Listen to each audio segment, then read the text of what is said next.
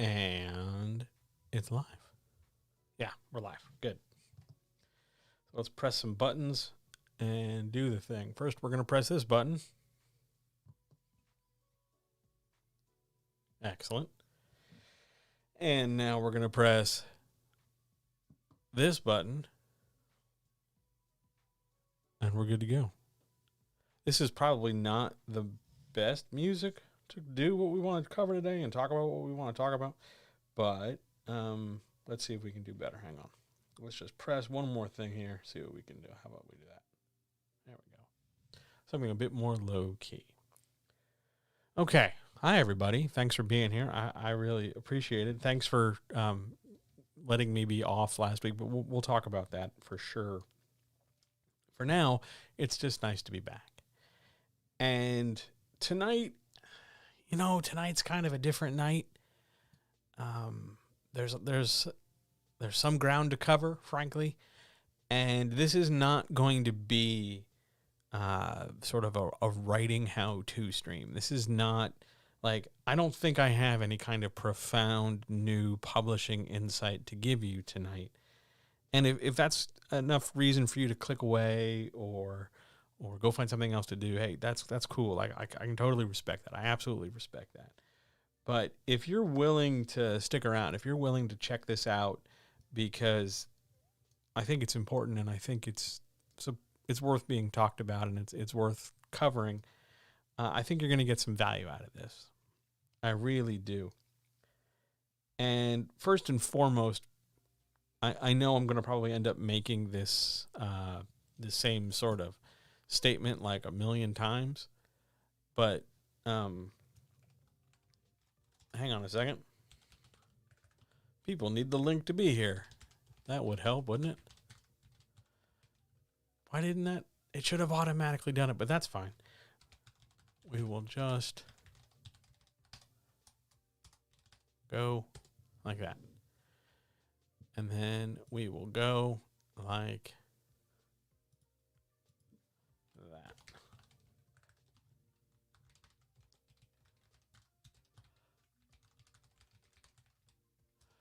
I know, it's very exciting to hear me type, isn't it? It's super riveting shit. But I'm doing what I got to do what I got to do. I probably should have, I got to figure out, we'll play with that later.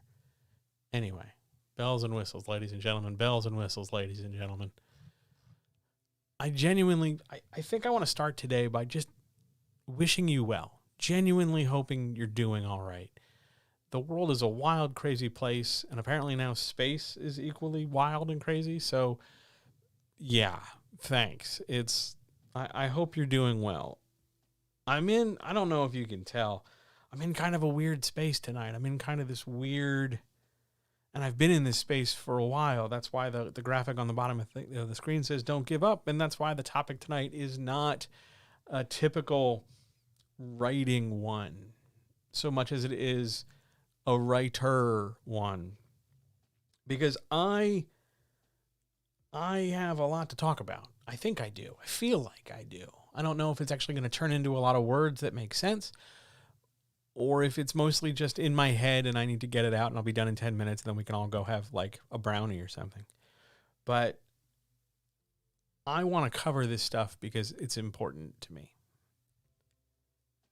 And after the week I've had, and believe me, I'll tell you about the week I've had. After the week I've just had, I really think this is a great moment for me to talk about this. So if you'll indulge me, let me first get this one bit of business out of the way, just so that we're all clear. Over the next however long this video is, I'm ballparking 2 hours, but that we're under no obligation to actually have 2 hours. But over the entire course of this recording, over this stream, whatever you want to call it, I will flat out be cursing. I will be discussing some heavy shit. I will be very honest, and I will be more than likely talking about things that most writers don't want to talk about publicly. And I'm going to do that because all of those things are where I'm happiest. And if you wanted or you have, thank you so much for subscribing. I genuinely appreciate it. if you've got some issue with that and you have some writing questions that you want to bring up, yeah, go ahead, leave them in chat. I'll answer them. But know first and foremost that I am not about to like reveal to you the magic secret of a query letter tonight. That'll be down the road.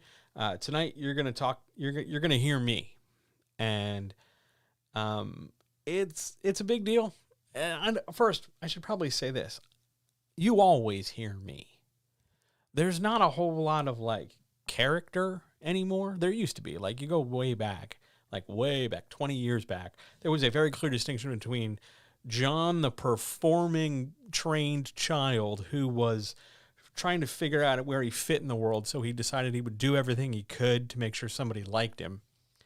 And now me, where I am 20 years older and grumpier and more, what's the word I want to use? Therapized? Therapied? The recipient of more hours of time on couches with doctors. How's that? And we'll cover all that. I swear we're going to cover all that. I got a lot to talk about. But, yeah, this is what I sound like. And I had some very tolerable, I think tolerable is a good way to put it, tolerable feedback in terms of, you know, oh, wow, you really explained some great writing stuff, but I would take you more seriously if you sounded professional. Well, this is how I sound. And, yeah, this is the default sound. This is what I sound like when I wake up. This is what I sound like when I hang out. This is what I sound like when I work. This is what I sound like when I go to bed. I don't have it in me anymore to dance through a lot of hoops for people I don't know.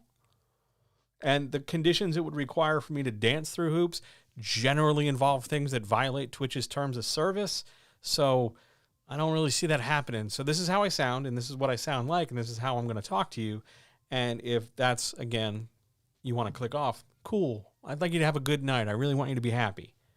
Thanks for checking this out. I appreciate it. Peace. I'll see you later. So content warning done. Cross that off the list. Introduction done. Cross that off the list. And that's really the end of my notes. I prefer you sounding, I prefer sounding like myself too. Because when I have to sound professional and I have to sound really, like I've tucked my goddamn shirt in, and I'm not doing it to make somebody laugh, it feels really awkward. Like just, awkward. So that ain't happening. I do want to point out that 99% of the time when I sit down to talk, two things have happened.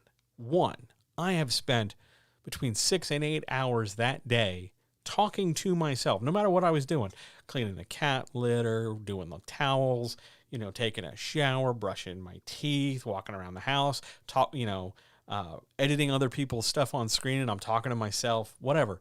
I spent 6 to 8 hours rehearsing what I'm going to say, not so much to script it out word by word, but just to kind of figure out, like, what the fuck am I going to say? How do I talk to these people? How do I get this idea across? Because in my head, it makes complete sense. It's just, you just do that thing, you guys. Like, you get published, you do that thing. Just the fucking thing. You do the thing. And then, like, none of you are in my head. So maybe that's for good, for better rather than ill. But I have to explain things. So normally, I rehearse to figure out how best to connect the dots between what's in my head and what I think will make most sense to you. The second thing I do is I write it down on this little notepad here, or the big notepad that's way over there that a cat is sitting on right now. So for now, we're just going to use this little notepad. And I write it down. I write down a little phrase that I want to make sure I use, or I draw myself a little picture so I know how to describe a thing, or I write down like some steps, like talk about 1, 2, 3 things, whatever. I do that to keep organized, because if you're not careful, and I'm sure you'll find out over the course of, this entire conversation, when I don't have a structure to things, I think the polite version that some of my friends have said is I can tend to roam when I talk. Now, they've usually used that in a context like I take forever and a day to reach a fucking point, so I'm hoping I can rein myself in. So that's another reason why I've picked this topic, but I have no notes. I have no plan. I have no diagrams. I've barely rehearsed. I think there's maybe about 7 minutes of rehearsal in terms of like, say this, don't say that. Mainly because I wasn't sure if I was allowed to say certain phrases and terms based on terms of service. I actually had to read things. Yeah, I did read the terms and service. I'm that guy. But Yeah, I'm just going to talk to you. I'm just here to talk to you. That's my plan. We're going to start like this. I believe, first and foremost, and the reason why I'm doing this, and somebody else asked me this last week, hey, why don't you put your camera on? Because Twitch is not the platform where people like come to learn about how to write a book. Twitch is the platform where I apparently should be talking about like how to totally unlock sick guns, bro, and then pretend to be in a digital colonizing patriarchal violence squad so that other people can totally like express some kind of toxic masculinity at me. I don't need that. I'm old. I don't need that. But Twitch isn't the platform where you come to learn. Twitch is the platform where you come to hang out. That was the very civil comment I was left. And that's fine. And that's probably true. And that probably explains a lot in terms of audience and growth and stuff. But here's the real simple reason why the camera doesn't go on. I'd like to not die. Putting a camera on me guarantees a massive panic attack. And is honestly, there have been times in my life where I have live tweeted panic attacks and I have live tweeted depressive episodes, and it never went well. It went about as badly as one could expect. I got more panicked, I got more depressed. People stepped in, and I received medical attention. But as tempting as it would be to have a panic attack on camera so that everybody would stop asking me about it, I think it's just easier for me to err on the side of caution and say, yeah, I have some very nice camera equipment, but it's over there. I use it very, very sparingly for a very, very small number of people for very, very small reasons. And if you're lucky enough to be on the receiving end of me with a camera, well, bully for you. But by and large, I'm way more comfortable with just me and this microphone. And here's why. Because, first of all, I grew up around microphones. My parents, although, you know, my parents were educators and did a lot of broadcasts and performances and lectures and all this kind of stuff to really outreach people. So it was very common for me to just be around people who talk and gesture and know how to hold a crowd and hold attention. And I sponged that shit up pretty quick. And when I got older and I got jobs, like jobs, I got into radio and I got into TV and film, and I know those things have cameras, but I was always on the other end. I was on the operating end rather than the viewing end, and the technical side of things fascinate me. So I was always happier with the bells and whistles. I was always happier with the gear. And this is really the first point I want to make. I think every creative person, I don't care whether you're making role-playing games or whether you're writing books or whether you're writing a certain kind of book or whether you're making sex work or whether you're making crafts or whether you're running a small shop or whether you're doing whatever. Every creative person has that one sort of premier outlet where when they use it to the best of their ability, and they can really kind of stay in that pocket and really line up and stay congruent with it, they not only take bigger steps to their success, but they actively engage more and more success after that. You give me a microphone and you tell me, hey, John, go do this for a little bit. Go talk about this. Go talk about that. Everything works well. The tech might not work, whatever. The recording might drop out, whatever. But if I can talk to people, I can reach people. I can connect to people. I can feel good about myself. I can inform. I can educate. For me, this microphone really is that congruent space. I love it. And when a writer or a creative steps away from that, they try, and I've tried this a couple times.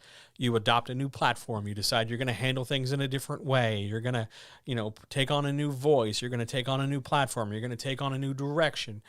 And you step away from that one first premier congruence. You step away into what you think, is expected of you, or what you think other platforms should be, or what you should be relative to those other platforms. You not only step away from the opportunities and successes that could be lined up for you, you also make it harder to reach them. The thing that's supposed to be aiding you, this new platform, this new technique, this new strategy, this new opportunity, this whatever, becomes, instead of an aid, it becomes an obstacle. And all of a sudden now you have to additionally navigate the anxiety of not fucking up, Oh my God, I've got to start blogging in this incredible way. And maybe blogging is not vibing with you, but rather than, just say blogging ain't my thing and moving on to what you are more comfortable with, you force it. So you struggle. So you feel discouraged. So you do less of it. So you do less of it less well. And it becomes one more impediment rather than one more step forward. I think about that for everybody. I think about that for everybody I talk to. I think about that for everybody I've ever met. I think about that for people who tweet me once, then disappear into the wind. What platform, what strategy, what vehicle is best for you to do whatever it is you want to do? Because it's not just Word, it's not just Scrivener, it's not just Google Docs. Like, writing is the thing. Writing is your creative material, sure. And those softwares and that platform and this and that can facilitate it. But you still have to reach past that. That's just for you. You're writing your book, you do it fairly alone. But how do you connect to others? Where's your connective group? Where's your support? Where's your outreach? How do things leave the island of you and stretch out into the bigger picture? That's where you get those tools. Maybe it's tweeting. Maybe it's you're real funny in Discord. Maybe you're great in a group chat. Maybe you absolutely crush Facebook groups. Maybe you are only good in person on Tuesdays at a bar. Who knows? Who knows? But I think every creative person has sort of one best option, and then a couple subordinate options, and then some options they should avoid like it's on fire because it is so far removed from their place of comfort. And I'm not talking security. Like, I feel real safe on Twitter because I'm a white dude, and I don't engage with I don't engage with enough angry leftists to get into a leftist fight, and I don't engage with enough meatheads to get into like a stupid fascist fight, and I don't engage with enough politicians to really like have somebody complain that I'm bore or something. The hard thing for me is that like I'm not always comfortable everywhere. I'm good on a mic, but I look at my viewer count. It's over there in the corner. That number fluctuates, and with it, so goes my confidence sometimes. So goes my focus sometimes. You gotta be careful. You can be comfortable. You can be good at a thing and be uncomfortable, and that's a tough ass lesson. That's a real tough lesson, and it's a hard lesson to teach as well as learn every time I gotta reteach it to somebody. To tell them, like, okay, querying, you can do this. And they're like, oh, no, I can't query. Yeah, you can. You do it all the time. You just don't consider that when you're telling somebody how great your chapter was, what you're really doing is querying and making the other person excited about your book. Or, oh, did you listen to this new podcast episode? It was fucking killer. Yeah, you just pitched the podcast to people. Ta-da, you marketed. Yay. But that connection, that's critical. That's real critical. And I think about that a lot. And I thought about that a lot this week because I took a week off. Well, to be clear, I attempted to take a week off. I attempted to not tweet. I did read Twitter. I did, see what people were up to. I did like a few tweets, mainly to keep track of articles I wanted to read this week or just see what my friends were up to or whatever. But I tried not to engage so much. And I tried not to do a lot of work. I did like 2 hours over the course of the whole week. I think I talked to 2 people and maybe wrote a couple emails here and there, mainly to try and get paid from people who to date still haven't paid their invoices. But that's, again, an issue not necessarily about the same topic.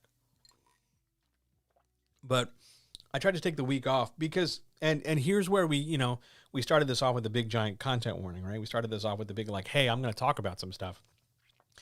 Because I was really debating whether or not I was going to totally close the shop, like completely give up and probably jump out a window. Like, it was rough, man. I had a bad week. And for me to have a bad week, like it's not a casual, like, oh man, what a bummer. No, it was a bad week. Like, I considered hospitalization level bad week. I took a whole week to do that because it's winter, and winter I normally struggle, but this was particularly heavy because I felt like not only was it the usual, hey, it's dark at 4 o'clock in the afternoon struggle, but it was also like, I don't know if anybody gives a shit.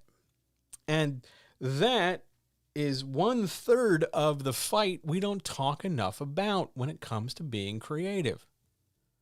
I don't know if anybody gives a shit. There's allegedly 8 people watching this right now. I, in my head, am thankful for each and every one of you. When I would come to your house and I'd cry on next to your front door to express my gratitude for you spending 10 seconds listening to me. But also in my head, I think that number's like 100 times too small, because I can easily talk to 1,000 people. I've done it before. I wasn't sober at the time, but, I've done it before. And that's the weird duality of being a creative. That's part of this fight. At some hand, on some time, some way, we feel like, oh man, I don't deserve anybody paying attention to me. Who the hell am I? I barely know what the hell I'm doing. I'm lucky if I can get a pair of clean socks on some days. Well, on the other hand, it's like, everybody should get my shit. I'm fucking brilliant. My books are great. I totally know what I'm talking about. I work hard on this. At least let me buy groceries. How about, can we just compromise and make enough money to feed humans? How does that sound? That's part of this fight. See, the fight, if you're just wondering, like, what the hell's the fight we don't talk enough about? It's the fight between expectation, mental health, and reality. Because I spent a whole week fighting the devil. I spent a whole week arguing with myself every day about whether or not I get up and get out of bed, or whether I get up and keep working, or whether I just close everything off and sit here with the cats and just be like, all right, I will wait for death's sweet embrace and try to just like figure out what the hell to do with my life. Every day. 10-minute chunks. Imagine crawling across a football field using only your little fingers to pull you forward. Now, do it covered in paper cuts on a salt flat. That's what it felt like. 10-minute chunks every day for a week. I didn't know what I was going to do. I've had, statistically, mathematically, 2 of the best months my business has had in years. I was able to pay off some of the debt. I was able to save a little. I was able to, get ahead on meds for the first time in a long time. Like, I did good. But that's over now. What do I do? That's the fight. That's the hard stuff. That's the thing. What do we do? How do we make this work? When I was in school 20 years ago, people talked about this in terms of squirrels. I don't know why, but they did. They talked about it in terms of squirrels, and we just save our nuts for the winter. First of all, that always made me laugh because a grown-ass human just said, you save your nuts. But it was this weird thing because I didn't even know where the nuts were, because they don't tell you that when you go to school for this stuff. They're just like, you're just going to have them and you're just going to, get jobs and do this. This was also like the late 90s. And it wasn't now. But I felt that insecure struggle because really I felt that insecure struggle since I was 12. How's that for a creative bombshell? The same year I figured out that, oh God, I like talking and I like telling stories and I like helping people. It's also the same year I realized, like, I don't feel like I fit in anywhere. Imagine reconciling those two things when you're 12.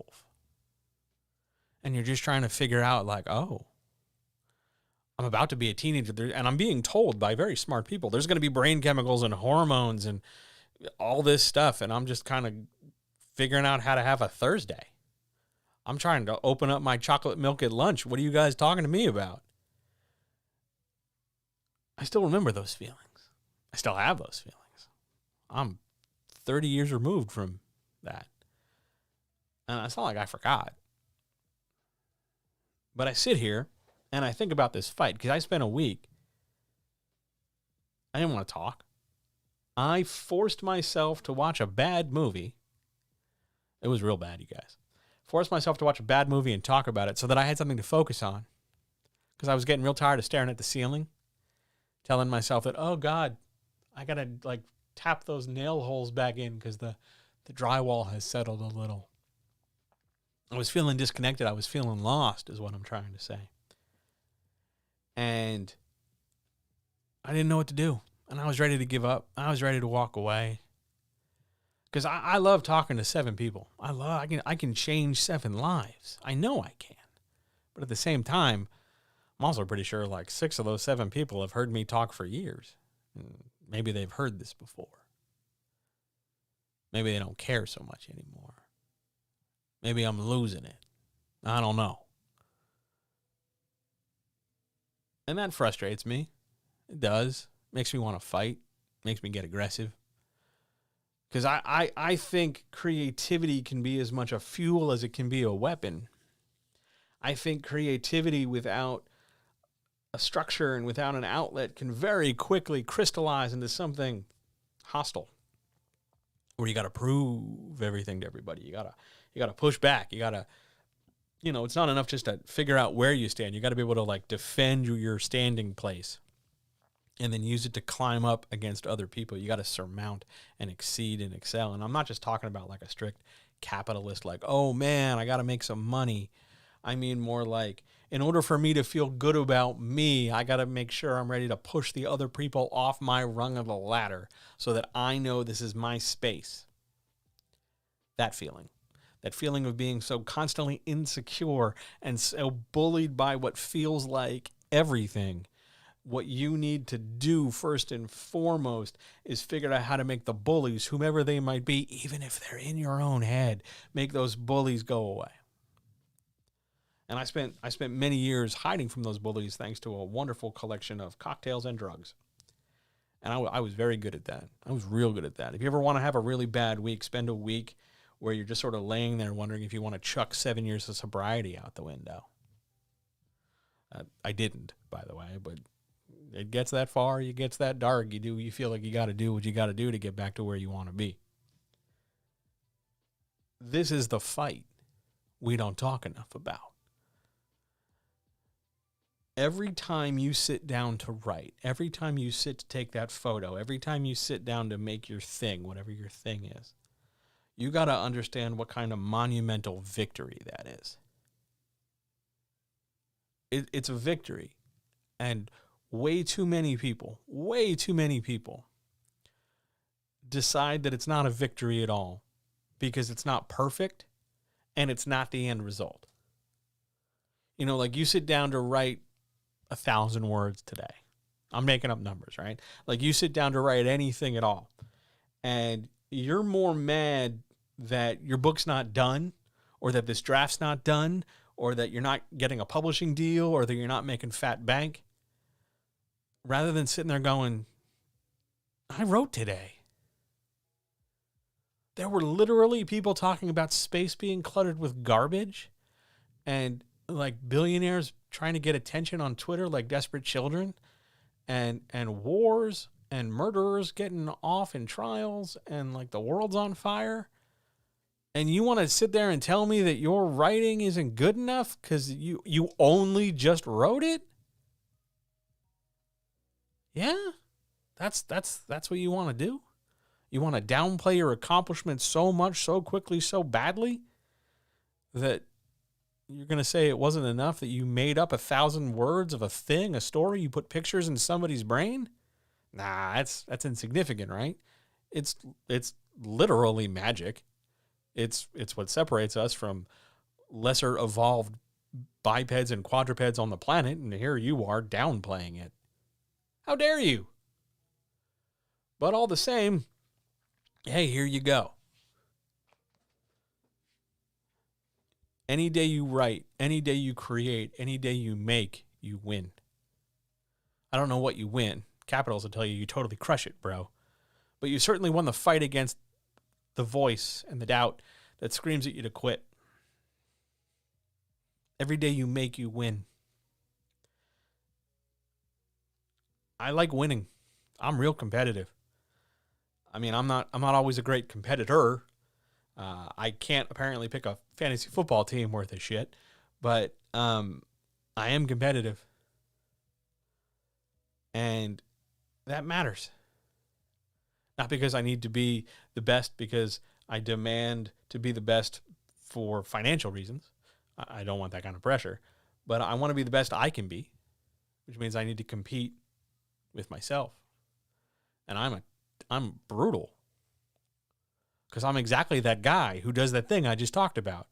Yeah, so what I wrote. Yeah, so what I recorded. Yeah, so what I talked to this lady and got this. So what I talked to that guy and got him sorted out. Yeah, who gives a shit? Anybody could have done that.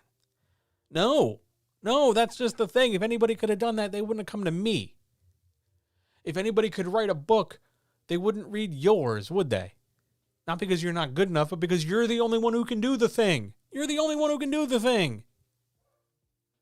That's real important. Don't dismiss that. Don't overlook that. Don't play that down. Don't water it down. It's not about whether or not it's perfect. It's not about whether or not you get it done the first time. It's not about, oh my God, it's only good enough if it does this. Fuck all that. Fuck all that in the ear with something rusty. Like you just don't do that to yourself. The fight every day is, do I do this or do I not? Do I own that this is a part of me? And that I like when I do it, and I like how I feel when I do it? Or do I play it down and deny it and avoid it and shrug it off? Do I brush it aside, make a couple self-deprecating jokes? Because that's a lot easier than reconciling the idea that I'm a little scared. Because it's okay to be scared. I've been talking 31 minutes and I'm pants shittingly terrified right now. Because I'm watching my viewer count drop as I talk about things left, right, and center. And I'm not even at the juicy shit yet. It is what it is, man. Thank God there's a cat sitting on me. Otherwise, everybody would just see my knees vibrating.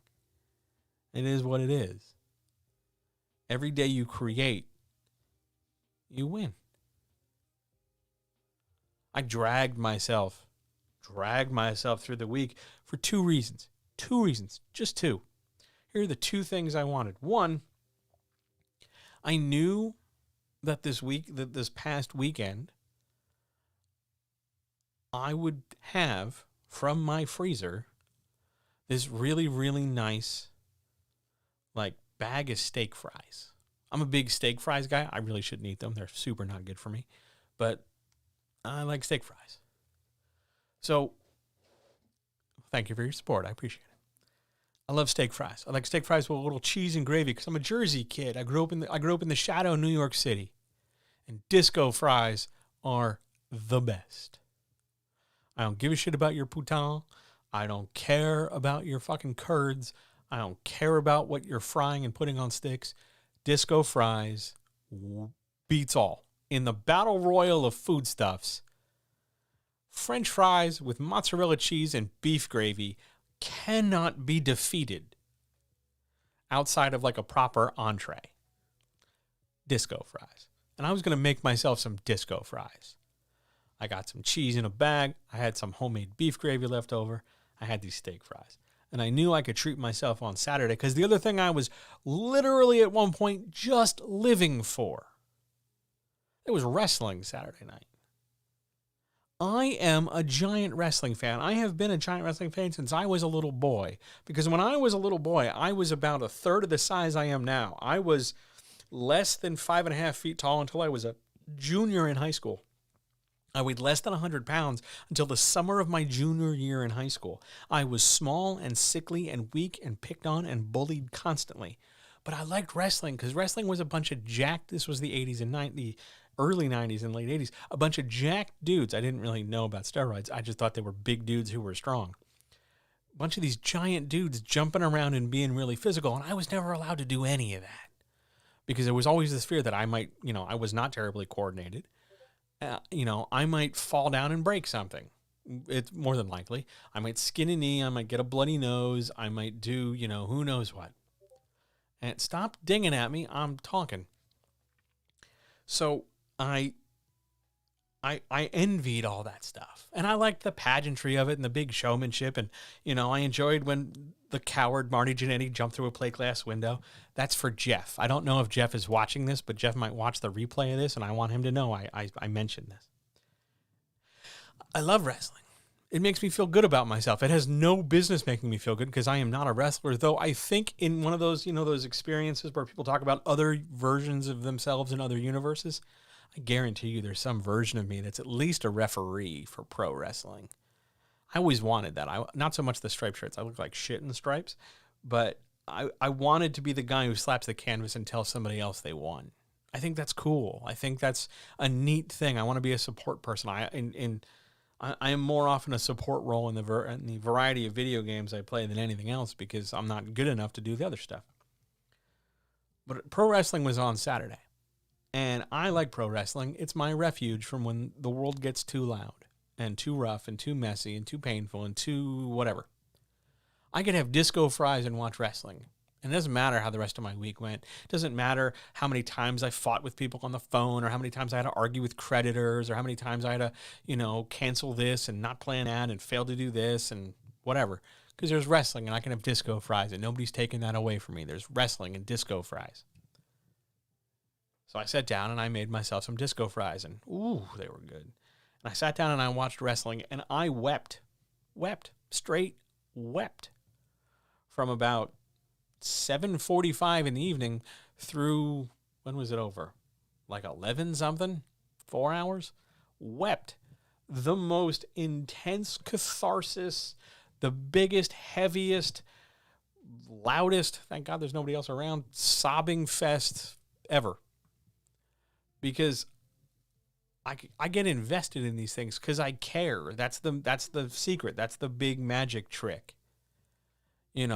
I sound like this. I sound kind of abrasive. I push a little bit at people. I pick a little bit at people. But I feel things very intensely. I worry about things very intensely. Well, we'll get there. We'll talk about it.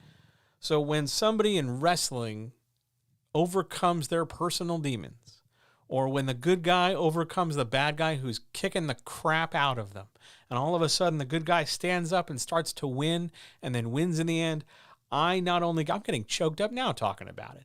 I cried for hours. Even during the part that bored me and I got up and went to the bathroom.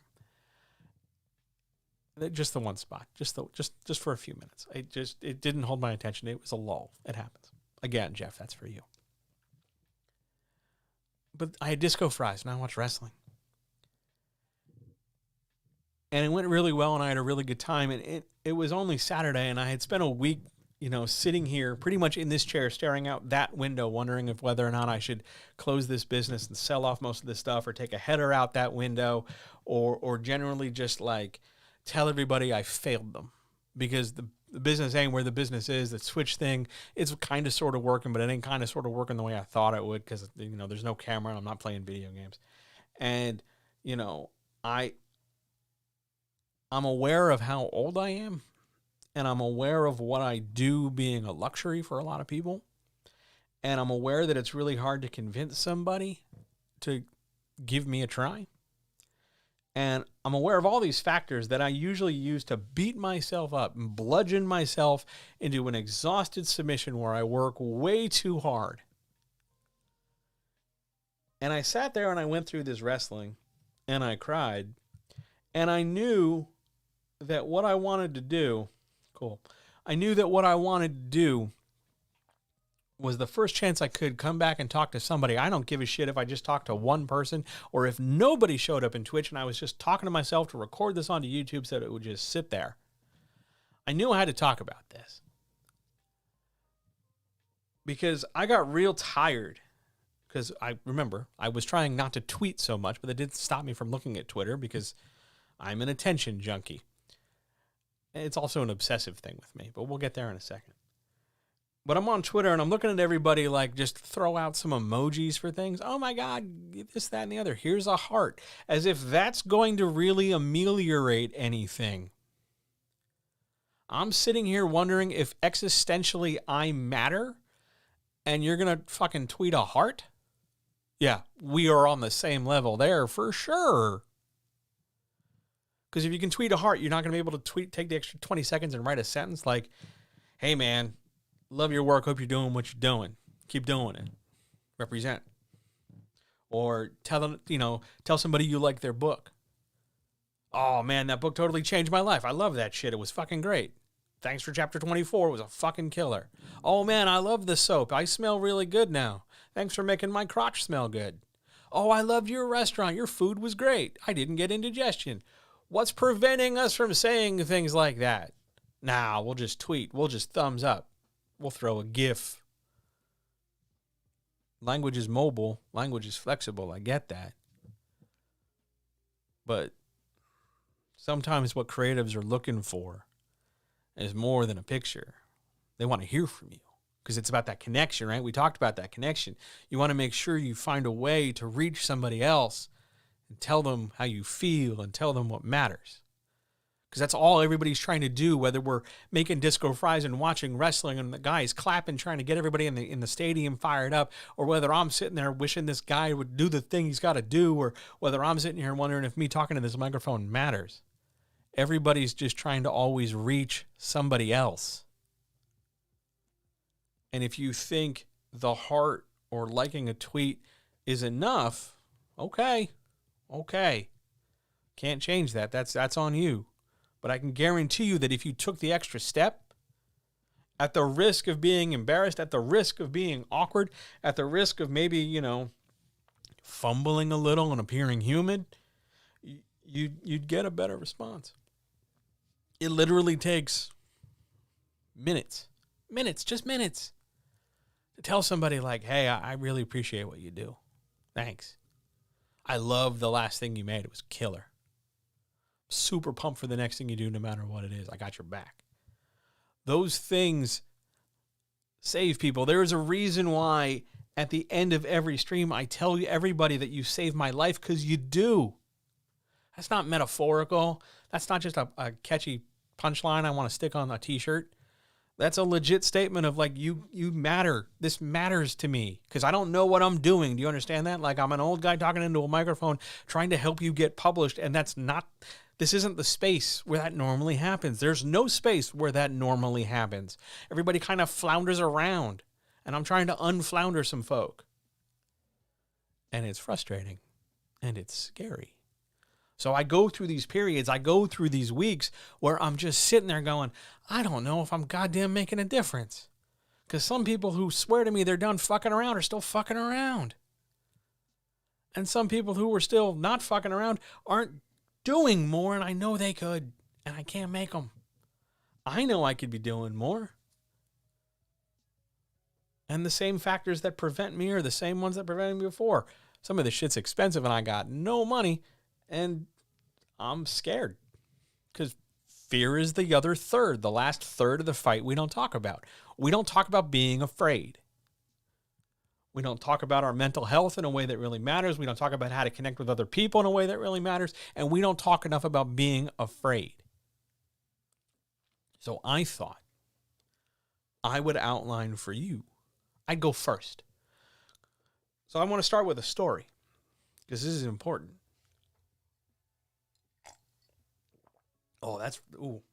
First of all, that's berries. That's English berries, ice cold in a pint glass. It's strong as hell. I'm going to be able to see into other dimensions by the time that pint is gone. Awesome. Anyway. There was a point in my life where I was newly diagnosed as being neurotic. That was the polite term they used to describe me as an early teenager. They hadn't gotten around to the actual diagnoses. That's coming later. But I was just like a hyper kid who was real messy with things and who was real particular with the way he wanted things and liked things arranged a certain way. And I would get moody a lot. Moody was a big word. But I wanted to go into the priesthood. I wanted to go into seminary. I wanted to study Christian theology. It's how I grew up. I liked it. I liked the research part of it. The fact that it was a very simple outfit seemed to appeal to me. And, it seemed pretty straightforward. You're going to leave me alone and let me read some books? Cool. Sounds great. Do I get to wear headphones sometimes? Awesome. That's what I was going to do as a teenager. But I remember there was a guy at this one church I went to who was a youth pastor, or he was training to be a youth pastor. And he taught me this really important lesson that sometimes if you want to, hello, hi, thanks for being here. Nice to see you. He taught me this really vital lesson that if you ever want to get a group of kids to do something, somebody's got to go first. And I mean, it's kind of obvious. Yeah, somebody's got to go first. That's how you form a line, right? Somebody's got to go first. But it's part of a bigger behavior. If you want to have some kind of difference made, you want to show people that something's okay.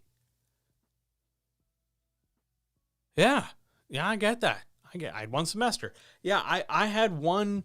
I'll tell that story about. I had one class in college because there was this really, really attractive girl. But we'll get there. That's a different story. That's a different part of this story. Anyway, so this guy, God, I wish I could remember his Eric something. I'm pretty sure it was Eric. I'm not sure. I'm not even sure if he's still alive anymore. It's been a while. But he taught me that you have to go first. If you're going to make a difference, you're going to show people that it's okay, you got to go first. I would later in college learn that this is called eating the red berries. That when you get a group of monkeys and they encounter a bush, one of them eats the berries first, and if that monkey doesn't die, the other monkeys are like, cool, I can eat the berries too. So let me eat these red berries and outline for you some fears I have about being creative. And maybe that will encourage you, not so much to outline everything, because the point of this isn't a pity party or a sob fest or a who has a shittier life competition. It's to get you thinking, because I only ever want you to think. What you do after you think, that's on you. I just want to stir the pot. I just want to get you thinking. Because if I can get you thinking, I can get you feeling. And if I can get you feeling and thinking, I can get you creating. That's what I want. That's important to me. So let me go first. Let me eat these berries. Here's what I'm afraid of. I am actively afraid, like literally to this second, that over the course of this yapping into a microphone in the course of this recording, I'm going to lose what sort of willpower control I have over the number of obsessive tics I have. The tapping, the fidgeting, the counting, the repeating words, all that stuff. It takes an enormous amount of effort, and one of the reasons why I only stream 2 nights a week, because I burn off that energy by talking. The rest of the time I play video games or I read or I do something with my hands so that I can burn this off. So there's always that real fear that I'm just going to start fidgeting or sort of like ramble away into this sort of thing where I get locked on a word and say it an exact number of times, or I start going off on a big tangent completely unrelated to things. That's a real fear I have, because I don't know if you know this, but as a person who wants to help other people be creative, it's real hard to explain to you how to publish your book if I'm sitting here controlling a number of obtrusive thoughts about oh shit, I guess now's the moment where I'm going to sit here and think about my one friend naked. When I'm supposed to be sitting there going, okay, so what you want to do for an action query letter is this beat and this beat and this beat. Meanwhile, I'm over here going, yeah, they're a real good-looking human. And I just space out. So that's always a fear. Other fear. That number in the upper corner, the viewers number in Streamlabs, that number drops, and with it goes the sense that I'm actually accomplishing anything good. Maybe you have the same thing when you look at your possible number of reviews, or the number of rejections in your inbox, or the number of people who gave you feedback when you asked for it, or the number of people who responded to a tweet, or the insert thing you often over-attribute success to here. Because it is a big deal. It is a big deal. And I have literally talked to no one when it was just me on Zoom with a Blue Yeti microphone. And I have talked to 20, and I've talked to 30, and in person I've talked to hundreds. And in Discords I've talked for 40 hours. So I know I can do it. But it's hard. And I always get scared that, that number's fake, that it's all Russian sex bots. I mean, if it was, I'd at least have somebody to talk to. But yeah, There's this fear that I don't really have an audience. Or, because I'm also, one of the other things I fight is massive paranoia, that it's a massive plan by my enemies, and I do have some people who don't like me, some enemies of mine to sort of sabotage everything I do, even though I haven't fought them, argued with them, or debated them in years. I haven't even thought about some of those people in years. But they're in my head, so that's a thing. The other fear is that I'm always going to be the guy no one's ever heard of. That's the big one. That's the one that kept me in bed all week. Because there are people who do what I do. They charge for editing fractions of a penny per word. And they're real popular, so they must be nice people, but they're real popular for whatever reason. And people keep going back to them, probably because they're, dirt-ass cheap workers and they get exploited. But yeah, there's them, or there's the other end of the spectrum, the grifters. Yeah, sure, I'll totally coach you and edit you if I can charge you $90,000. Because I sit there and I look at these people with their big fancy companies and their big fancy businesses, and I'm like, shit, if I could do that, I wouldn't need to do all the things I'm doing. If I could just charge flat out $12,000 a person, shit, I'd work like one person a month and call it a day. Maybe I'd get back into MMOs if that was the case. But I can't. I'm not wired that way. I'm not wired for the grift anymore because I want to be a better person than that. I actually want to help people. Nuts. But yeah. Sorry, I'm not planning on scamming you. Honestly, I don't even know anymore where I would or how I would start. It just seems like too much work at this point. Just easier to be honest. But I get scared that I'm gonna stay unknown. I'm as somebody put it on Twitter today, I'm an old. I'm cool with it, but yeah, I'm old.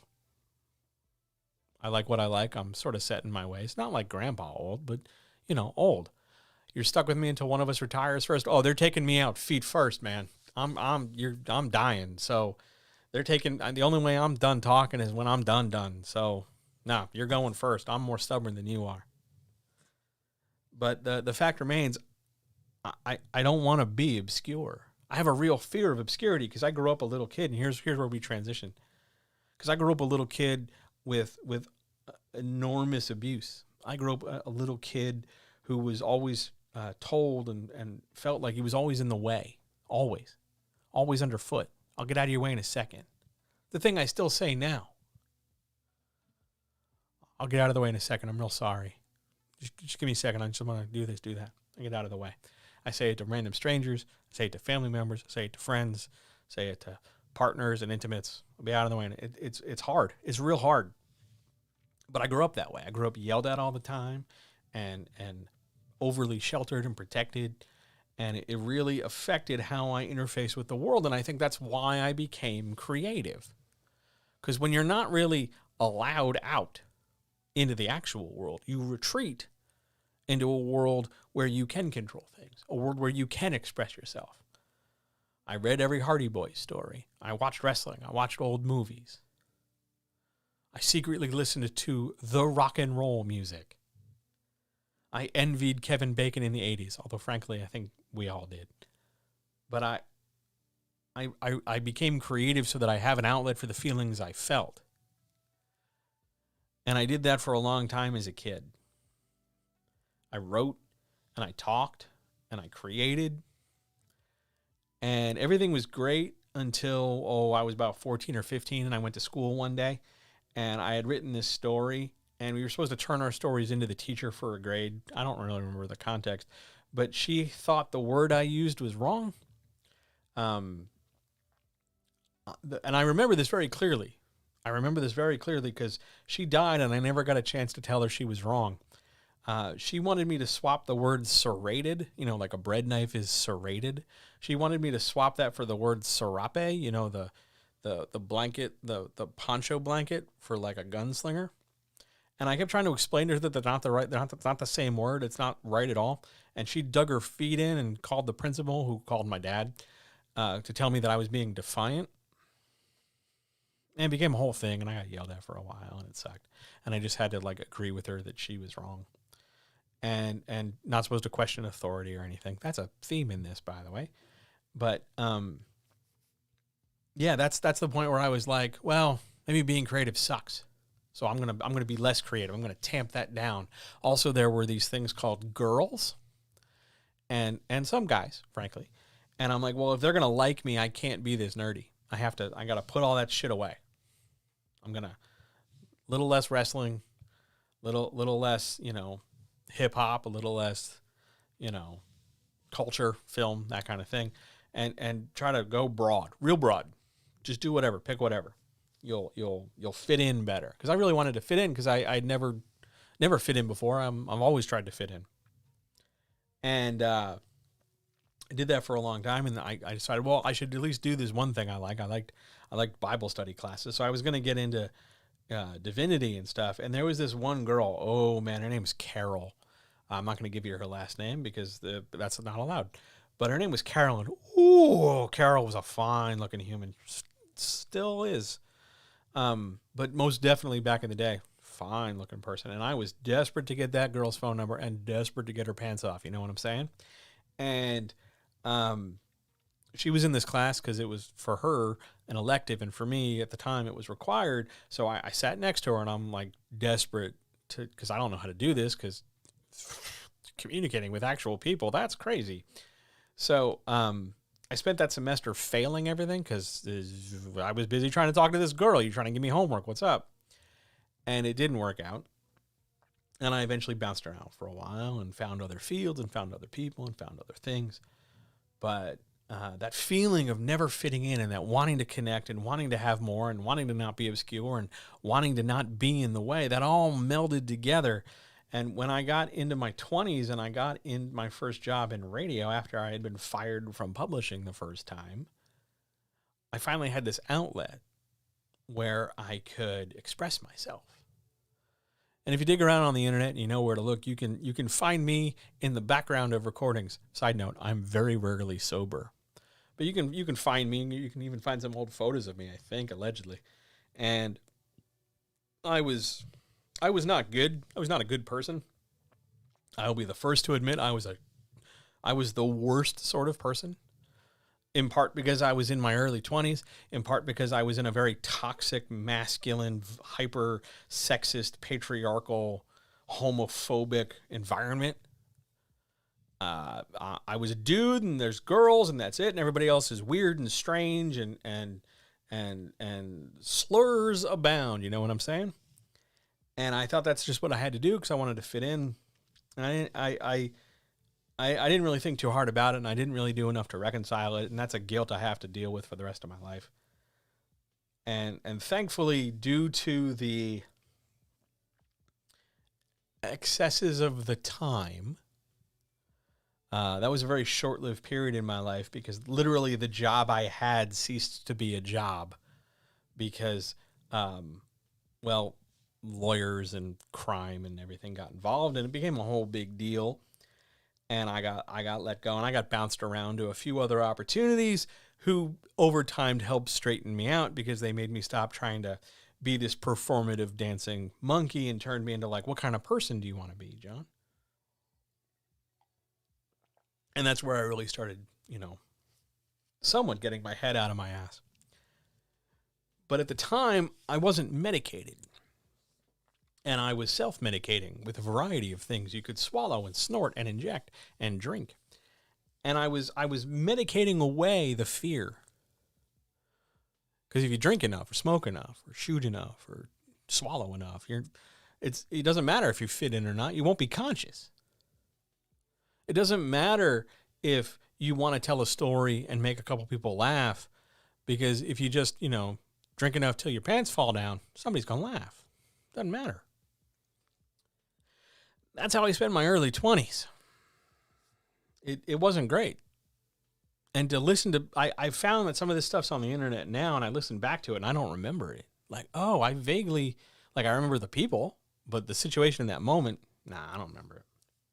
So it's sort of like learning about a different me, which really changes the way you understand creativity. Because as I got worse, medically worse, like I got sicker, because again, wasn't doing anything to take care of myself. And the mental health declined, and I started losing the fight. I didn't wake up every day and fight to figure out what I have to do and do the best I have to do and keep doing everything. I gave in. Let's go get high today. Let's go get drunk today. Let's try to get laid today. Over and over and over every day. What's the bare minimum amount of work I could do to earn enough money to go do the things I wanted to do? Self-deprecate, play yourself down. I'll be out of the way in a minute. Don't worry about me. I'm nobody. And I hid from my creativity because to be honest with myself was to admit that I was afraid. And if I admitted I was afraid, who was going to listen to me? Who would care? Because either everybody's afraid and nobody talks about it because you're not supposed to talk about it, or everybody's afraid and they're just waiting for somebody else to go first. And at the time, I didn't want to be the guy who goes first. Because what if that guy gets judged? Oh, then all the people would go away. And I'd be right back where I started, looking for connection. Trying to figure out how to make everything work when everybody leaves me.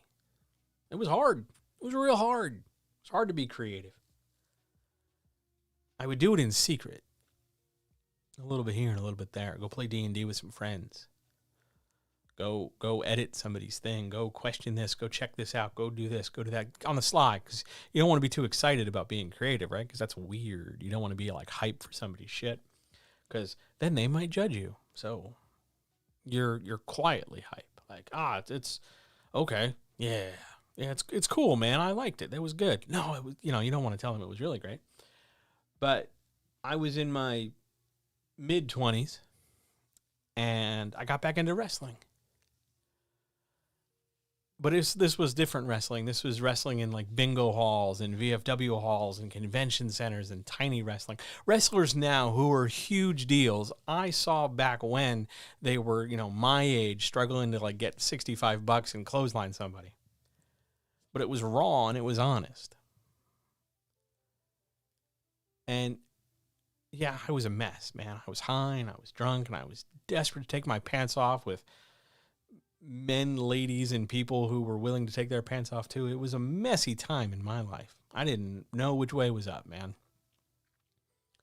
And I was scared of being creative. And I was scared to be honest. And I was scared to go first. I was always waiting for somebody else to go first. Somebody else can deal with it. But then I'll be the best second person ever. Somebody else go first and I'll do better than them. They'll set a bar and I'll climb over it.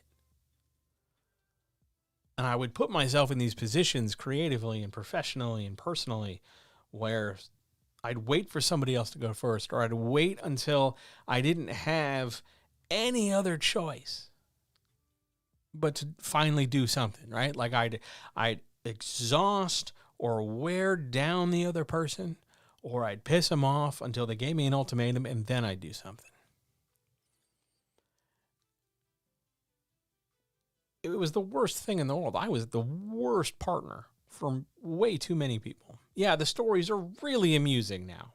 I can look back on this stuff and go like, oh man, remember that time I did this shit? But looking at it now, like if you gave me your son or daughter, your child, let's not be gendered.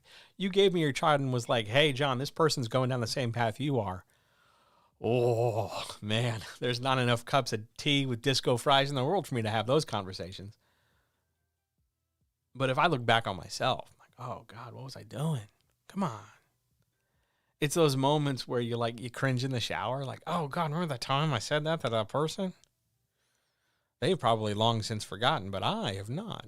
Because the other side of having, a hyper obsessive, anxious disorder is that you remember loads of stuff. So I remember all the dumb things I said to people. And it takes an actual effort of will to try and block out some stuff and forget some stuff. And thankfully I have. Because otherwise, I wouldn't be talking to this microphone. I'd be sitting here hiding under the table, freaked out about stuff. But I always used to hide being creative. My only outlets. So here, my only outlet for a very long time was There was a liquor store next to my friend's house, or across the street from my friend's house. And I'd go to the liquor store and I'd spend the only money I had that week that wasn't spent on gas, buying a real big bottle of Southern Comfort. And then the 100 proof stuff, the real pungent, strong stuff. I'd go over to their house and I'd play Dungeons and Dragons or whatever role-playing game we were playing that week. And I'd drink the entire bottle. Big ass bottle. I'd kill it. And then I'd wait 25 minutes and then I'd drive the 3 minutes back home. I wasn't entirely blitzed, but it wasn't exactly the safest driving condition to be in. I can totally admit that. That was my only outlet, though, because the rest of the time I felt like I had to hide. I felt like the rest of the time I couldn't be creative. I couldn't admit that I liked the stuff I liked to the degree I like it. I couldn't tell the people I liked that I liked them to the degree I liked them. I couldn't figure out how to make the issues that my illness presented copeable. Because when you're a guy with a million nervous tics who tends to lock onto words or phrases and spin them around in his head and want to fidget with his hands and think errant, intrusive things all the time, it can be really hard to be, you know, like your party's second rogue or something, you know?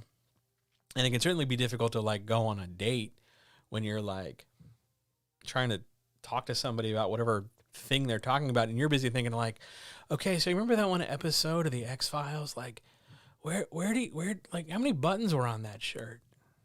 That's the sort of thing I would get stuck on for hours. It was very weird. I'm surprised people made out with me in my 20s. Which is weird now that I think about it.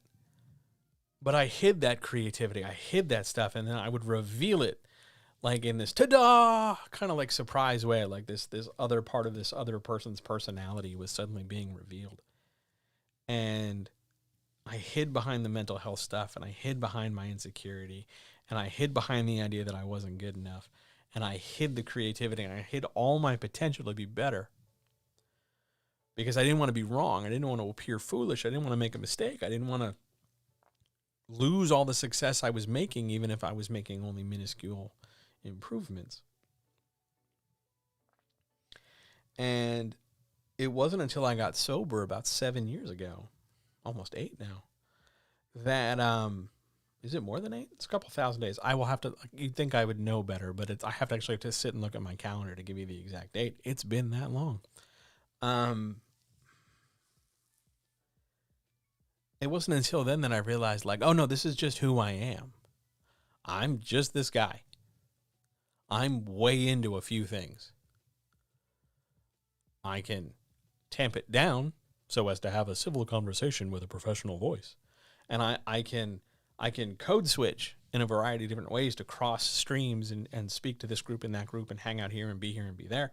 And I can also, you know, regrettably tuck my shirt in and you know, be that guy.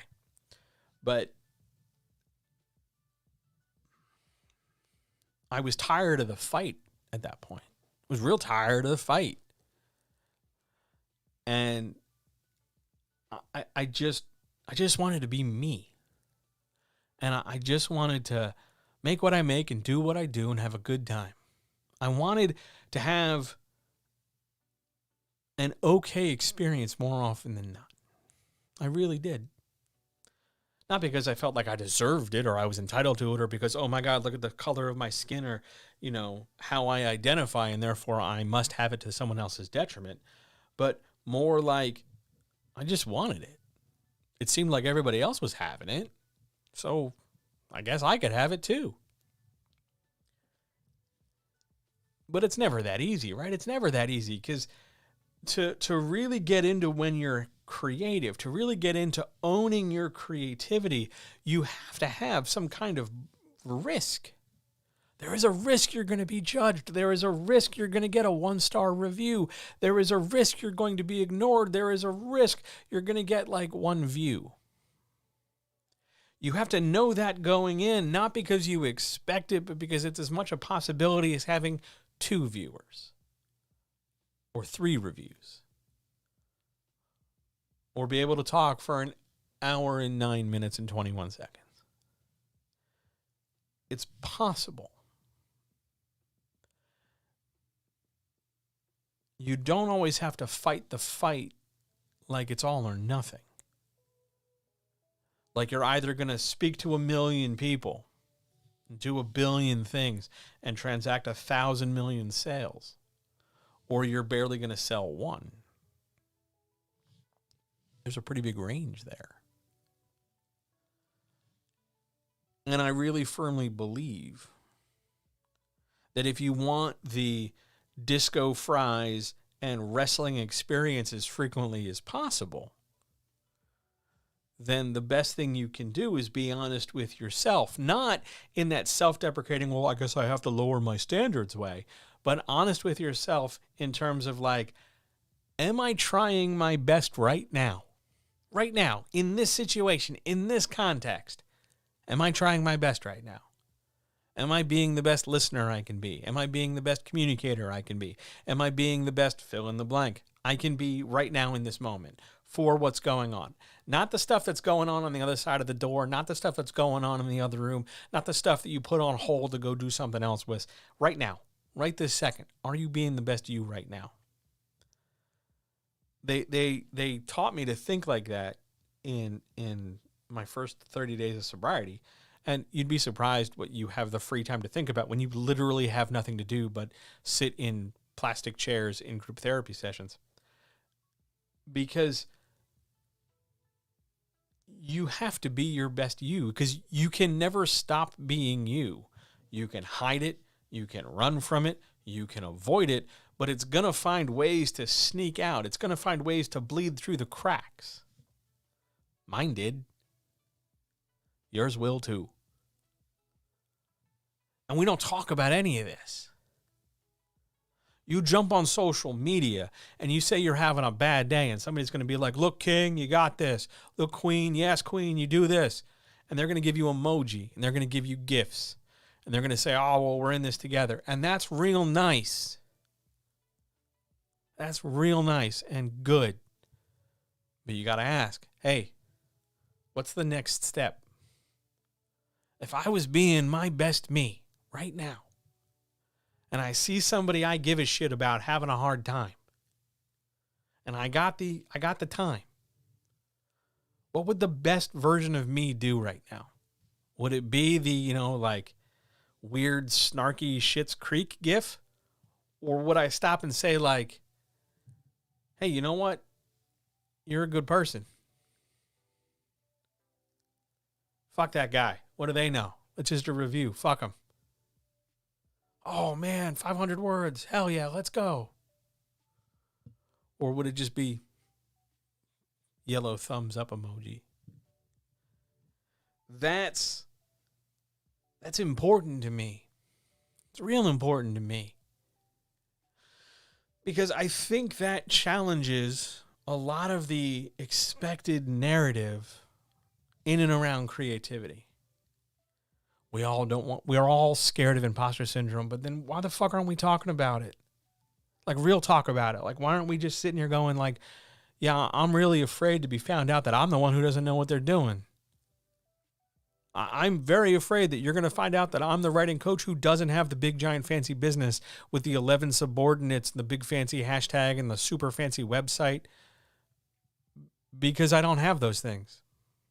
Yo, I got to steal food sometimes to feed myself. I got to download torrents of things so I'm at least abreast of certain stuff. There have been months I've had to ration electricity. Let's go see the grifter talk about that, right? Get that shit on your podcast. I'm real afraid of being found out. I know you are too. So why aren't we talking about it? We're just going to pretend like, oh, if we don't say anything about the monster in the room, the monster will go away? No. What if we turn around and we're just like, yeah, we can take the monster in a fight. There's two of us and one of them. I'm really scared about being found out. I'm really scared of failing. I'm really scared of quitting. I'm really scared of having nothing. What are you scared of? I went first. I'm real scared. How do I fight this fear? What do I do about it? I come and I talk about it. Right here. Into this microphone. I either imagine one of 3 specific people in my head, or I talk to the cats. Sometimes both. Today, both. It's okay to be afraid. It's okay to not want to keep going. It's okay to not want to fight the fight. But you got to fight a little bit. And you can't run from yourself. And you can't run from your creativity.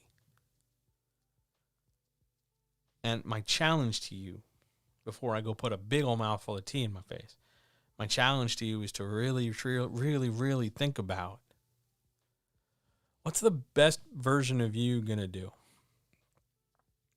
If the best version of you came and encountered a person, somebody else, who was saying all the things you say to yourself, what would you do? What would you say? Yeah, man. Right on.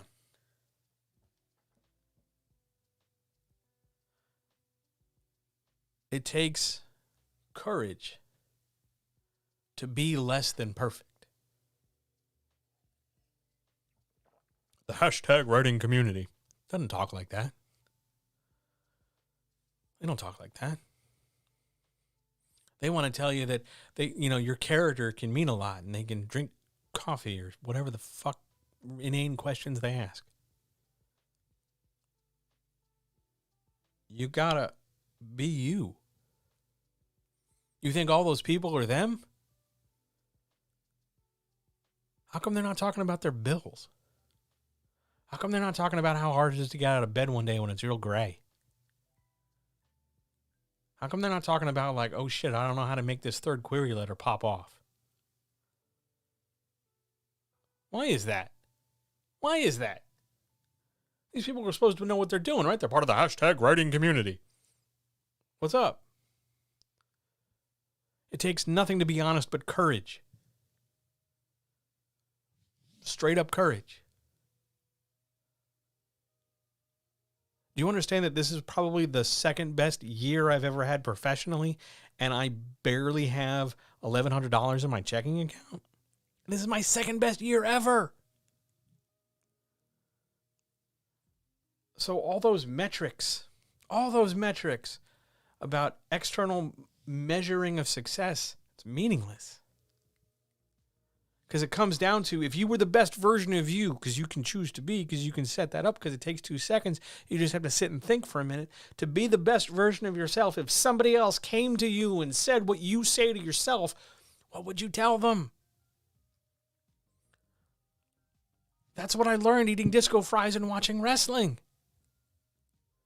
I'm watching guys, I don't know. A few of them sound like guys I grew up with, just in terms of them, like, from where they live and how they sound like guys I know. I remember seeing several of these guys when they were significantly younger and a little thinner, frankly, or when they had more hair or less gray hair or whatever. But you can be you. You can be your best you. You can be creative and do this. You don't have to deprecate all the time. I watched these guys do these incredible things while I ate my disco fries.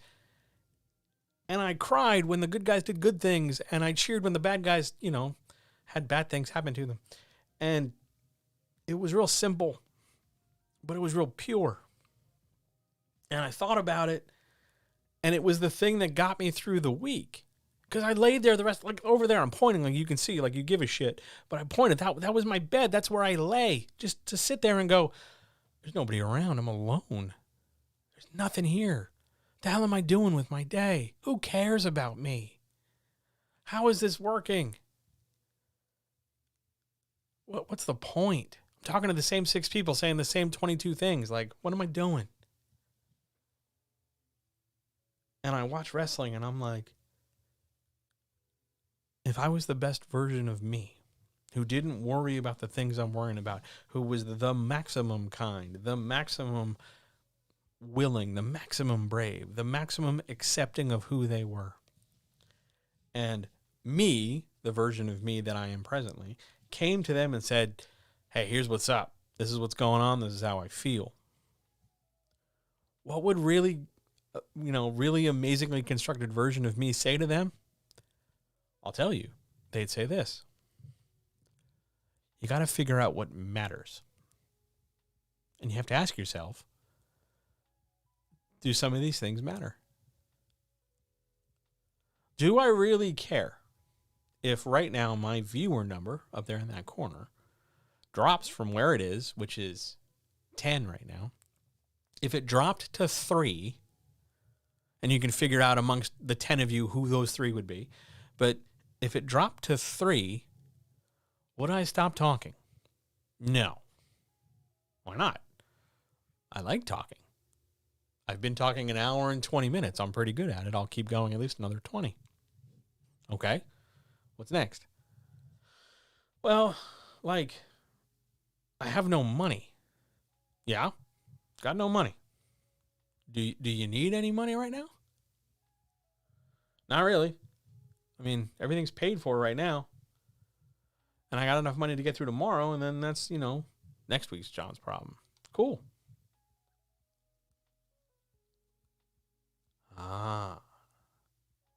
So, over there in chat, there was this very interesting thing about social media community. And it pulled me away from my thing, and that's fine. I'm glad that it did, because I want to make this point. That's not a real community, you guys. It's not. Real community are the people you'd invite to your house. You'd bring them into your home, sit them at your table, hang out with them, share your life with them, like your actual life, not just the success of your creativity or your intent and plan, but like you share your life. You'd be okay to have a rough day with them. You'd hang out with them and be okay with not making noise next to them. Those fucks. That's not community. You ever notice that everybody's trying to sell each other a book? That's not very communal. Social media, I honestly believe, is one of the reasons why I am the way I am. And it sucks because it's also the vehicle I am told and taught and often forced to use to become better. It's the source of the thing that makes me anxious. Oh my God, I don't have enough followers. Oh my God, I don't have enough clients. And it's also the vehicle to gain those clients. But the minute I start talking like this, the minute I start saying the hashtag writing community is a crock, viewer count goes down. I'm not playing the reindeer games. The hashtag writing community doesn't want me to play. They think I'm weird. They get real angry in the inbox. All of a sudden, I'm an outlier, a pariah, a leper. Okay. Guess so. But if they were a real community, they'd be in my house. They'd pet my cats. They'd, remember not to bring bottles of wine for housewarming gifts. Please don't. It's awkward. I just end up giving it to a neighbor. But I think about this stuff because you, whomever you might be listening to this, you deserve to be your best self. And you deserve to create your best.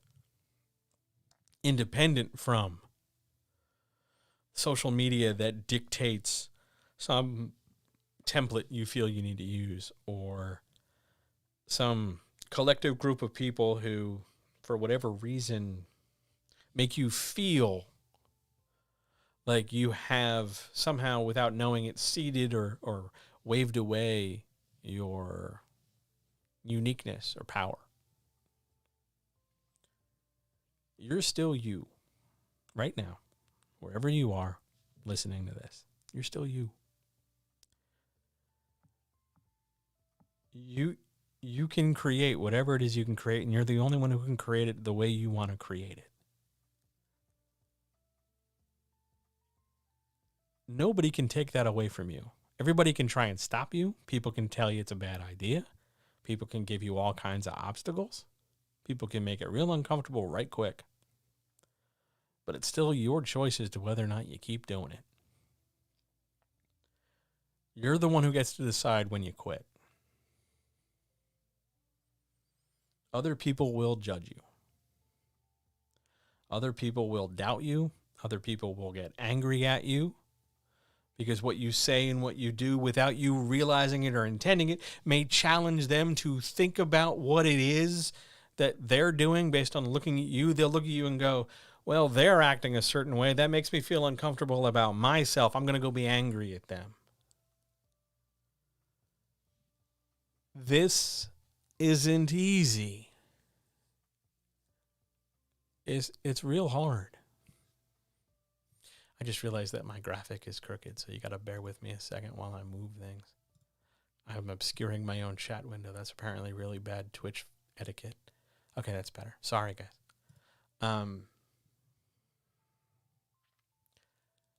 I lost my train of thought. Right, found my train of thought.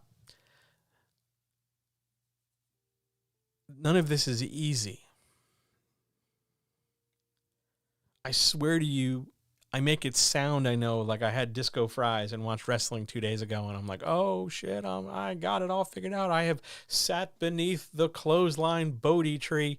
That might be too obscure a reference. I sat beneath the clotheslining Bodhi tree and have, awoken, rejuvenated, and that's super not the case. Super not the case.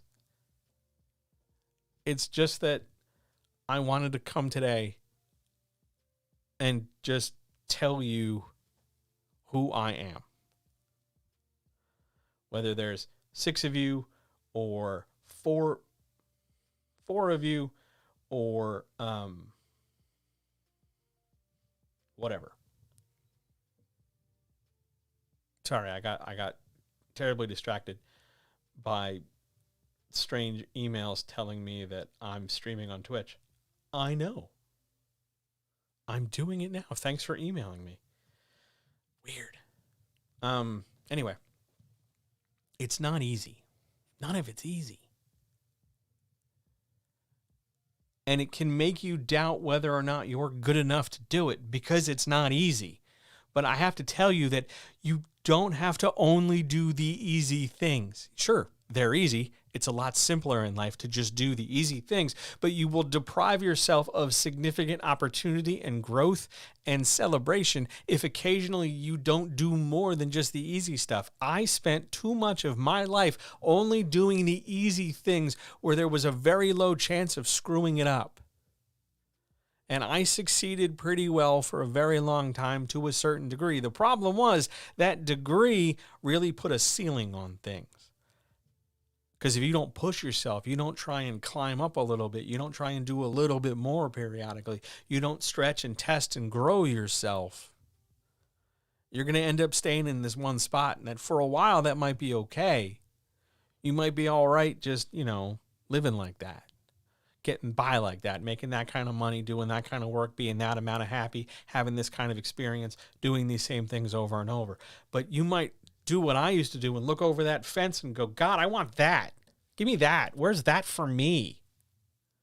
Let me just look. Let me just get that. Cause I see the people with that and they're morons. They're dumb as shit. How come they get it? What about me? This is an argument, by the way, I still legit have with people. Cause have you seen some of these people who are succeeding? They're dumber than doorknobs. Shout out to my grandmother for that phrase. And if they can figure this shit out, I'm me. I should be able to figure this out. But you got to be willing at times to put down the self-deprecation.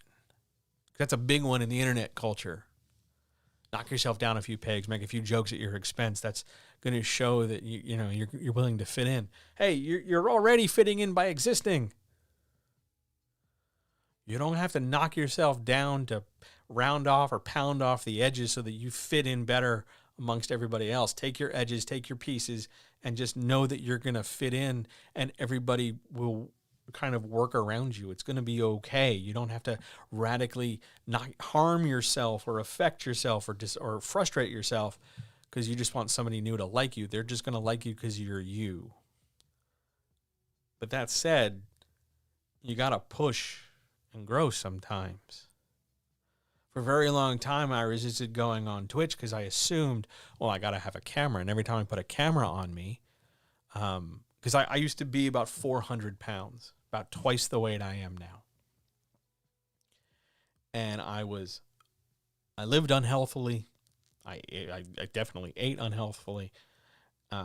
I did not do a lot to maintain my skin. I didn't do a lot to take care of myself in a whole lot of ways. I just sort of took up a lot of space. I am now, as of this morning, 202 pounds. I am in the best shape of my life. I don't say that so that somebody goes, good job, because it's fucking hard, man. I miss candy. I don't eat nearly as much candy as I like to, and I used to eat by the fucking truckload. But I miss candy, and Disco fries are a super indulgence that I will be working off for weeks to come. But I thought, like, I got to put this camera on me because I only see that guy. Do you know how many mirrors there are in this building? There are 2. There's one just on the other side of this door. In between the office and the bedroom, there's a very small, like, corner part of the hallway. And there's a mirror there. I have that mirror there because it hits the light from the window and it kind of brightens up the whole space. And then there's a mirror downstairs in the bathroom. There's a mirror in the upstairs bathroom, but there's a pillowcase over it. Why is there a pillowcase over it, John? Because every time I look in a mirror, I see the big giant guy who didn't amount to anything, who was scared to live, who thought the postman was coming to kill him every day. I can't shake that guy yet. I haven't gotten there yet. That guy is still dogged by the baggage of failure. He didn't like to grow because he was too afraid to fail. He didn't like to own his creativity. He didn't like to try hard. He wanted to do everything on easy because he felt he was only good enough for super very easy mode. He didn't think he was good enough to try slightly easy mode or default mode or maybe a little bit kind of sort of tiny bit hard mode. He didn't believe in himself. I don't know how he did the things he did. I don't know how he hooked up with the people he hooked up with, but somehow, some way, he just kind of got by and got through. But I see that guy every time I look in a mirror. I see that guy every time I look at a selfie. I see that guy every time I look in a camera. I can't shake him yet. I'm not there yet. I'll get there. Maybe I'll be 95, but I'll get there. So on my screen right now, there's this very tiny black and white picture over here in the bottom right corner. I don't know if you can see my cursor. That's from like about a year ago. I genuinely think that is the best look I've ever looked in my life. I liked my hair that way. It doesn't look that way anymore. I had a shitty haircut. But I felt thin. And I never felt thin before. And I'd like to feel thin again, even though I am thinner now than I was in that photo. But I like the way I look. That's why I use that photo everywhere I can. Because there are not many good photos of me. And I tend to disbelieve people when they say I have other photos.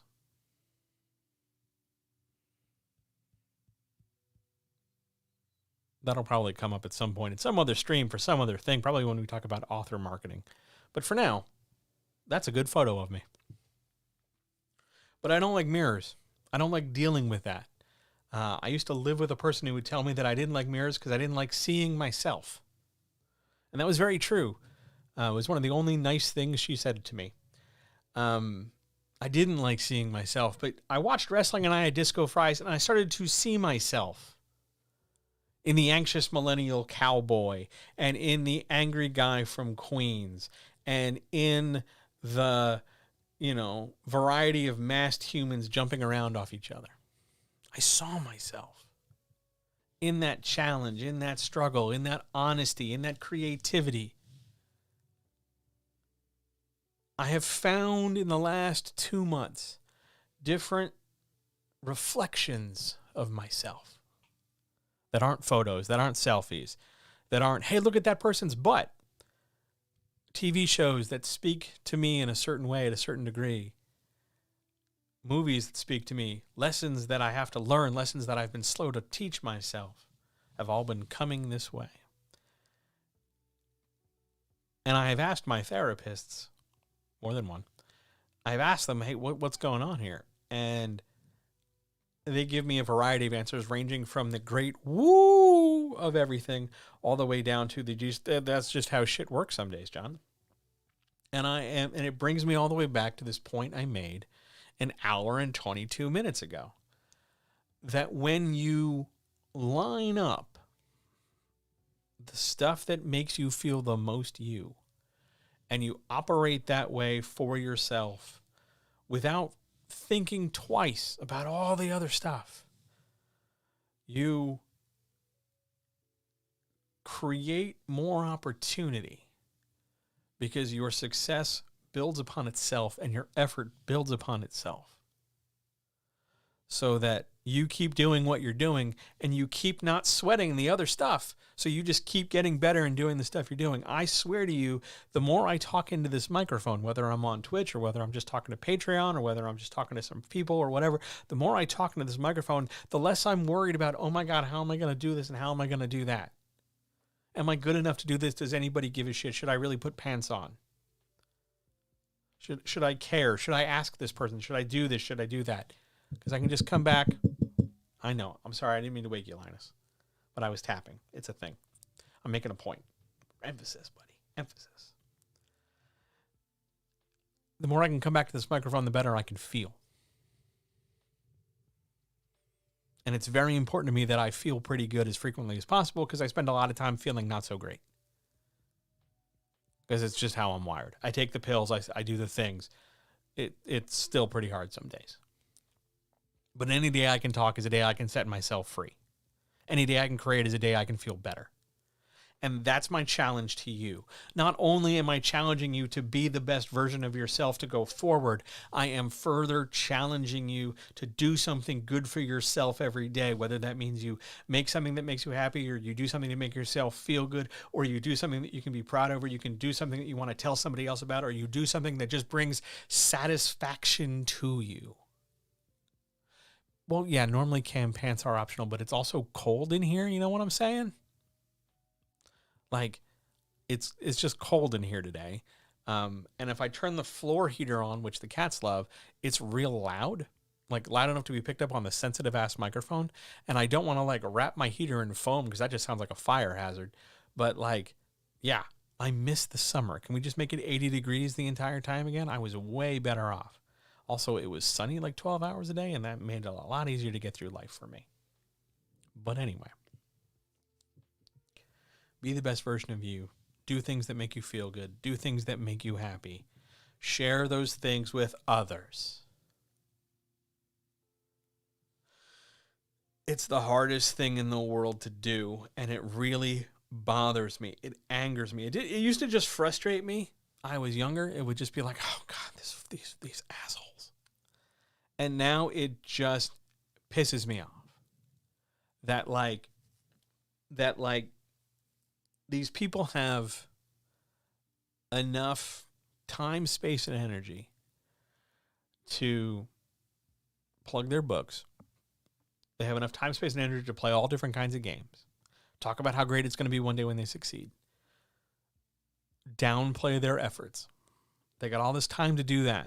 They got all this time to engage in every off-topic thing humanly possible. But when somebody shows up and is like, hey, I'm a raw, open wound and I would like some support. Or, yeah, I'm really in this spot. Can somebody, like, help me? So many people default to sort of assembling around the car crash rather than rolling up their sleeves and getting in there. I want to be the guy, bang, there's a crash, I'm out there helping. Within reason. I am just one guy. I'm human. But when somebody comes to me for help, I will help them. Because if I came to them, I would want them to help me. And if they couldn't help me, I'd at least want them to go, hey, that's outside my thing. I can do the best I can, and I can get you at least enough out the door, but to go further, you must go to someone else. And that's fine. That's legit. I can respect that. But I think there's too many people, and social media loves to propagate this idea that it's the water cooler rather than the watering hole. And I think that's really the kind of point I want to kind of bring everything home on. The water cooler is where everybody hangs out, where we use to get away from our work. We're all doing what we're doing in our little cubes. I've only seen cubes from afar. Don't jump on me for this. But we're all in our little cubes. We're all in our little bubbles, and we come to the water cooler and be like, "Hey, man, how you doing?" Outside of work, away from everything. And then when time passes, we shuttle back to our little pods. We shuttle back to our little insulated places, and we wish we could go back to the water cooler where some of this pressure was off of us. It shouldn't be a water cooler. It should be a watering hole. A watering hole where like all the animals gather to literally imbibe the thing in the desert or the wilds that keep them alive, water. Because I think true community and true support doesn't just play games and doesn't just share memes. It does to a degree, but it doesn't stop there. And it doesn't make that the big thing on Front Street. And it doesn't only talk about the good stuff as if the bad stuff doesn't happen, or make you feel like if bad stuff's happening to you, you need to go stand outside in the doghouse. Like we don't let that in the house. Real community and real support lets that in too. Not to ignore it, not to deny it, not to fuck around with it, but to accept it and encourage it and help people. Because a real community will help everybody out. Not pick and choose, not play favorites. And the benefit there of real community is that when something happens to you, you have resources. Oh man, I got these 2-star reviews. What the fuck am I going to do? Hey, don't worry. We all have poor reviews. But you still get to have lunch. And you can still have a book. And you can still move on. It's okay. They're just reviews. They're not going to, presumably, come to your house and tell you you're not allowed to have cheese anymore. It's going to be fine. That's the kind of thing I want to build. That's what I'm trying to do on Discord. That's what I'm trying to do here on Twitch and YouTube. That's the thing I'm trying to do on Patreon. I want to actively make a place where somebody like me can go and not worry about all the things I know I worry about in other spaces. I don't have to worry about like being in a mood or having a real hard time, like not counting everything or like really having a rough day where I'm thinking like, man, that person's really nice looking. I'm just going to think about them for 7 hours, or far worse things that are going to violate Twitch's terms of service. Like if that's what's up for the day, then that's what's up for the day and we move on and it's cool. Where I don't have to sugarcoat and I don't want other people to sugarcoat and I don't want people to walk on eggshells. And likewise, the flip side, you don't only go there, you don't only show up to be a black hole. Because that's this other final part of the watering hole. Everybody's there. So you just dump. You just let it out. Everything's a problem, isn't it? And I know I've just spent an hour and 41 minutes talking about how rough things can be, but I'm trying to do this in a way where you see that even with all this stuff underneath it, there's still something positive. Because don't give up. It says so on the screen. And it's the fight we don't talk about because it's a fight I think we can fundamentally improve our standing in. It's hard to do this, but we can do this together and we can get better together and we can help each other get better together. But you got to do more than just focus on the negative. It's really easy for me to sit some days. I spent a whole goddamn week doing a lot of focusing on the negative. But all it takes is some disco fries and some wrestling to start to change things around. Now, maybe your disco fries and wrestling are legit disco fries and legit wrestling, and more power to you if they are, because both are awesome. But maybe your disco fries and wrestling are, hey, I'm going to go play with my small baby and make them laugh because that way I feel like everything is whole in the world. Or maybe your disco fries and wrestling are like, I don't know, something naughty and adult that requires, hydration and wet wipes afterwards. I don't know. Whatever makes you feel like you can succeed in the universe is good. You're allowed to be happy. You're allowed to be creative. You should be creative.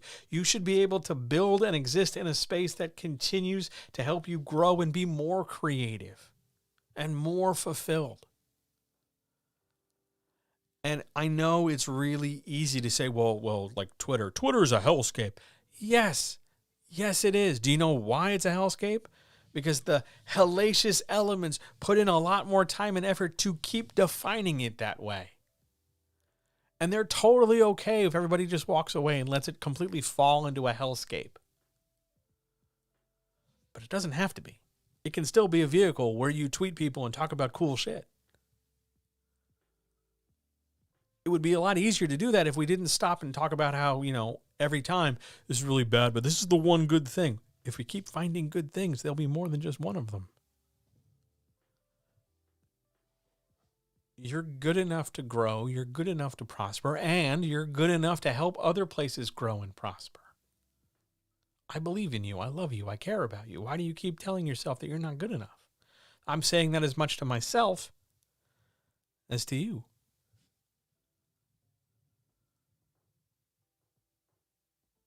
Of course this is hard. Of course this is a fight. I think if it wasn't a fight, we wouldn't do it. Hang on a second. I have to press a button. You're fine. You stay right there. That button continues to not do anything. I don't know why I leave it there. Anyway, I'm going to get a mouthful of tea. And then I'm actually sort of out of my talking points. So I will move to the wrap up in a minute. Ugh. Hang on. One more mouthful.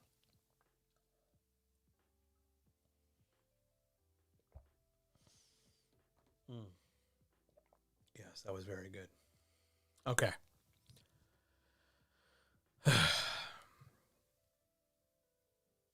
Originally, when I knew I wanted to come back tonight. And originally I wanted to stream tonight. My initial plan, I have to tell you this, my initial plan last week when I closed everything was, if I'm going to come back at all, I'm going to do this big, bombastic, giant, like one-size-fits-all super publishing discussion. Because I thought that would completely energize me, and that would completely make up for the escalating anxiety and sadness and loneliness and anguish and frustration I felt. And then as my week wore me down, even though Disco Fries and Wrestling picked me back up a little bit, it became harder and harder to engineer the materials I would need to do something big and bombastic and crazy. And I realized instead that, I'm just going to turn the mic on and just start talking and see what happens. And I have to tell you, I'm far happier that I just turned the microphone on and talked. Because, well, on one hand, I still don't entirely know how to make all this Twitch shit work. So I could have all the awesomest graphics in the world, but I have no idea out of all these fucking buttons what button to press to make this shit change. And I'm really afraid that if I start pressing buttons now, it's going to wreck the thing I've been building for an hour and 48 minutes. So for now, we're just hanging out. I'll play around with it tomorrow. Don't. It's fine. That's what tomorrow's for. But that said,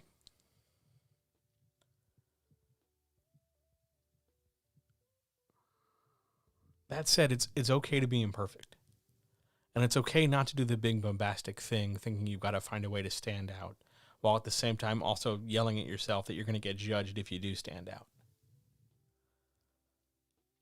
A better position, a better idea is to do what you want to do so that you can be happy with the result. Because that's all I've done for the last hour and 49 minutes. I have talked about the stuff that made me happy. I have talked about stuff in a way that I'm satisfied with. If the metrics are to be trusted, and frankly, I'm not entirely sure they should be, but if the metrics are to be trusted, the last couple streams and videos have trended down. And that sucks, because if anything, my workload has increased, and I've tried to do better, but the views have gone down, so maybe I need to go back and make it simpler, or, I don't know, more duct tape and spit as opposed to polished. I don't know. That's a discussion for another day, I guess. Or come over to the Discord and we can have that talk. But today for this, there's a reason why I titled it Not Your Usual Stream, because I don't care with this one. I cared about the number of people who saw it. I cared if certain people came and certain people heard it. And then I realized that a lot of those people were also like going to attend other things that I know are happening relative to this one. And I forgot. I honestly did. I thought that's like time zones, man. And like, I just forgot some stuff was scheduled for today for some people. And even though I've been staring at this number for a while, like, go up, get bigger, fucker, do more. At the same time, I'm pleased with it. Like, yeah, this feels good. I don't care if, you know, the 9 of you, or I guess 8 of you, if I'm also, I don't know how that works. But I'm sure 9 of you have heard some version of me say some of these things before, and I don't care that all 9 of you heard me say this much now. It's fine. It's fine. I'm okay. Not great, but I'm okay. Better than I was last week, that's for damn sure. And some days that's just how it's going to be. Some days that's just what's up. We keep going. We do better and better. The more we do, we get congruent with ourselves. We chase down our successes. We keep fighting. Every day we wake up, we fight the devil, right? That's the plan. So that's what we do. I want to thank everybody for being here. I really appreciate your time, your patience, your encouragement, your kindnesses. Remember, I am challenging you to be your best self, to help not only yourself, but somebody else. Remember that I care about you. I love you. I want you to succeed. I want you to talk about the stuff that makes you good. Talk about the stuff that brings you joy. Share it with others so maybe it'll help, explain it to them. And don't worry if they think it's weird or bad. You don't know how they're going to take it until you talk about it. And no, you're not going to automatically talk too much about it. You'll figure it out. It'll be okay. You just got to talk a little bit. It's okay. I believe in you. You can. Not everybody's going to tune into everything to every degree, and they don't have to. But you do have to try. The next time I'm here, the next time I'm talking into this microphone, it'll be a little bit more organized. Won't that be nice? It will be Wednesday, November the 17th for the Writers Chat. The questions, if you're looking for them, they're already up on the Discord. They're pretty good. They're pretty darn good. They're not spicy. Well, there's a little bit of spice, but I think it'll be a good discussion. I look forward to it. That'll, of course, will be on Twitch and YouTube and Zoom. Zoom, by the way, is mainly for the captions. It's just the best captioning software I got. So let's use it while I'm paying for it, It's a good amount of spice. That's fair. I'll take it. I'll take that. It's a good amount of spice. Depending on how the answers go, it'd be spicy. I'm good with it. So the next time I'll see you here is Wednesday, the 17th. It's 7 p.m. Eastern. Thanks for being here. My week this week is kind of action-packed. So if you're trying to get on my schedule, honestly, I can handle like text messages and phone calls, but meetings-wise, I'm pretty packed. So if you want to like sneak in a chat or whatever, hit me on Twitter, text me, or we'll set something up. But beyond that, it's going to be like post-Thanksgiving before I have like a whole block of time again. Just because there's projects going on and other meetings and other stuff, and it's just been busy lately. Hopefully this turns into, the ability to me to like buy a Christmas present for my little brother or something, or buy the Good Cat food again, because that shit got expensive. But we'll see. We'll deal with that as it comes, right? That's how we do this, brothers and sisters. The revolution is here. This was a good one. Thanks for listening. I appreciate it. I care about you. Somebody pointed out, I want to end on this note.